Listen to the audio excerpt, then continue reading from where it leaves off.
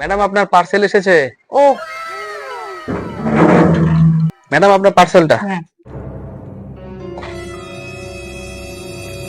এই নেন, 1120 টাকা। হুম এই নিন 1120।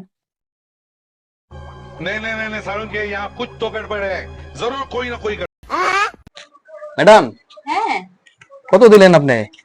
1120। এই যে গুনেন ঠিক করে।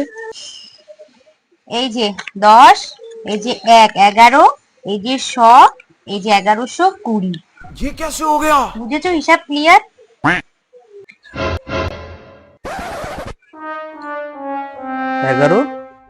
1120।